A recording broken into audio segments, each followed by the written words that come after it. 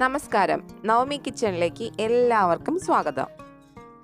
കേരളീയരുടെ സ്വന്തം പലഹാരമായ പഴംപൊരിയാണ് ഇന്ന് ഞാൻ തയ്യാറാക്കുന്നത്.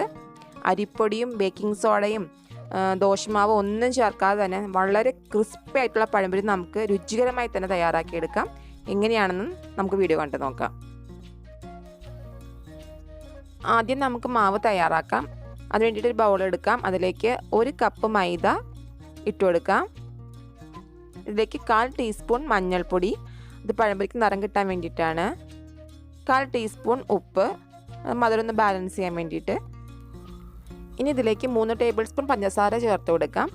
ഇതൊരു പാകത്തിലുള്ള മധുരമാണ് ഉണ്ടാവുക. നിങ്ങൾക്ക് കൂടുതൽ മധുരം വേണമെന്നാണെങ്കിൽ കുറച്ചുകൂടെ പഞ്ചസാര ചേർത്ത് കൊടുത്താൽ മതി. നല്ലപോലെ ഒന്ന് മിക്സ് ചെയ്യുക വിസ്ക് വെച്ചിട്ട്. അതിനുശേഷം അതിലേക്ക് 1/4 കപ്പ് വെള്ളം കുറേശ്ശെയായി ഒഴിച്ചു കൊടുത്തിട്ട് നമുക്കിത് നല്ലപോലെ തന്നെ യോജിപ്പിച്ചെടുക്കാം. വിസ്കോ സ്പൂണോ എന്തെങ്കിലും വെച്ചിട്ട് ഇതുപോലെ നന്നായിട്ട് തന്നെ യോജിപ്പിച്ചെടുത്താൽ മതിയാകും.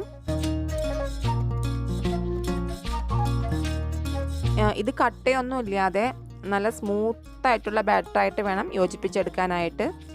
പിന്നെ ഇത് കുറച്ചധികം സമയം ബീറ്റ് ചെയ്യുവാണെങ്കിൽ നമുക്ക് പഴംപൊരി നല്ല സോഫ്റ്റായിട്ട് കിട്ടും. പിന്നെ നമ്മുടെ മാവിൻ്റെ കൺസിസ്റ്റൻസി ഇതുപോലെയാണ് ഇരിക്കേണ്ടത്. ഒരുപാട് ലൂസാവരുത്, എന്നധികം തിക്കും ആവരുത്. അപ്പോൾ നമുക്കിനി മാവ് ഒരു 30 മിനിറ്റോളം റെസ്റ്റ് ചെയ്യാൻ വേണ്ടിയിട്ട് മാറ്റി വയ്ക്കണം. അപ്പോൾ നമുക്ക് ആ സമയത്ത് നമ്മുടെ പഴം നോക്കാം. പഴം അവിടെ 3 പഴം എടുത്തിട്ടുണ്ട്.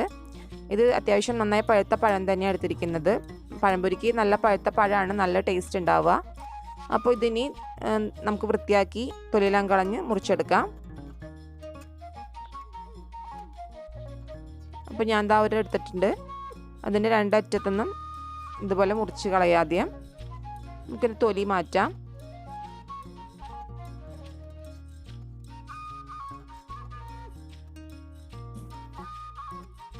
അപ്പം 3 പഴവും ഇവിടെ തൊലിയെല്ലാം കളഞ്ഞ് റെഡിയാക്കി എടുത്തിട്ടുണ്ട്.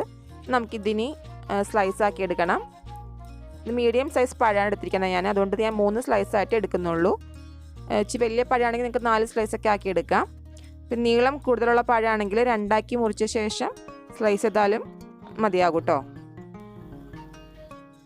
ഇപ്പം ഞാനിവിടെ എല്ലാ പഴവും ഇതുപോലെ തന്നെ സ്ലൈസ് ആക്കി എടുത്ത് വെച്ചിട്ടുണ്ട്. ഇനി നമുക്ക് മാവെടുക്കാം.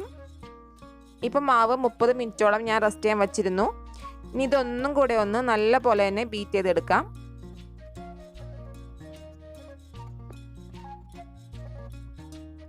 നമുക്കൊരു പാൻ അടുപ്പത്ത് വെച്ച് ചൂടാക്കാം. അതിലേക്ക് ഓയിൽ ഒഴിച്ചു കൊടുക്കാം. വറുക്കാൻ ആവശ്യമുള്ള ഓയിൽ ഒഴിച്ചു കൊടുക്കാം കേട്ടോ. പഴംപൊരി നല്ലപോലെ മുങ്ങിക്കിടന്ന് വേണം വറുത്തെടുക്കാൻ വേണ്ടിയിട്ട്.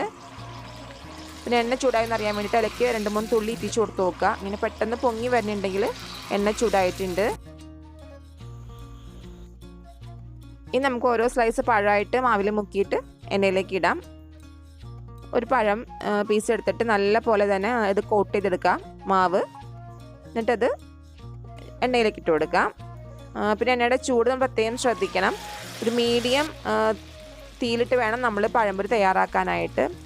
കുറഞ്ഞ തീയിലിട്ട് പഴംപൊരി തയ്യാറാക്കരുത് വെച്ചാൽ, കാരണം അത് ഒരുപാട് എണ്ണ വലിക്കും. അതുപോലെ തീ കൂടുതലാണെങ്കിൽ പഴംപൊരി പെട്ടെന്ന് കരിഞ്ഞു പോവുകയും ചെയ്യും. ഉള്ളു നന്നായിട്ട് വെന്ത് കിട്ടുകയില്ല. ഒരു സൈഡ് മൂത്ത് കഴിഞ്ഞാൽ നമുക്ക് മറ്റേ സൈഡ് മറിച്ചിട്ട് കൊടുക്കാം. പിന്നെ ഇത് 2 സൈഡും ഇങ്ങനെ ഇടയ്ക്കിടയ്ക്ക് മറിച്ചിട്ടിട്ട് വേണം നല്ലപോലെ ഫ്രൈ ആക്കി എടുക്കാൻ വേണ്ടിയിട്ട്. നല്ലൊരു ഗോൾഡൻ ബ്രൗൺ നിറം ആയിക്കഴിഞ്ഞാൽ നമുക്കിത് എണ്ണയിൽ നിന്ന് കോരി മാറ്റാവുന്നതാണ്. ഇപ്പോൾ നമ്മുടെ പഴംപൊരി റെഡി ആയിട്ടുണ്ട്. നമുക്കിത് എണ്ണയിൽ നിന്ന് കോരി മാറ്റാം. എന്നിട്ട് അതൊരു സ്റ്റെയിനറിലേക്ക് നമുക്ക് ഇട്ട് കൊടുക്കാം. നമുക്ക് അടുത്ത ബാച്ചും ഇതുപോലെ തന്നെ ഫ്രൈ ചെയ്തെടുക്കാം.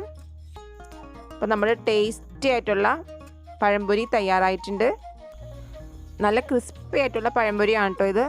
വളരെ എളുപ്പമാണ് തയ്യാറാക്കി എടുക്കാനായിട്ടാണെങ്കിലും. അപ്പോൾ എല്ലാവരും ഇങ്ങനെ ട്രൈ ചെയ്ത് നോക്കുക. നിങ്ങളുടെ ഫീഡ്ബാക്ക്സ് കമൻറ്റ് ബോക്സിൽ അറിയിക്കാം. പിന്നെ നിങ്ങൾ ഇതുവരെ ഈ ചാനൽ സബ്സ്ക്രൈബ് ചെയ്തിട്ടില്ലെങ്കിൽ പ്ലീസ് ഒന്ന് സബ്സ്ക്രൈബ് ചെയ്ത് ഞങ്ങളെ സപ്പോർട്ട് ചെയ്യുക. അപ്പോൾ ഇനി അടുത്ത വീഡിയോയുമായി വീണ്ടും വരാം. അതുവരേക്കും ബൈ. Thank you.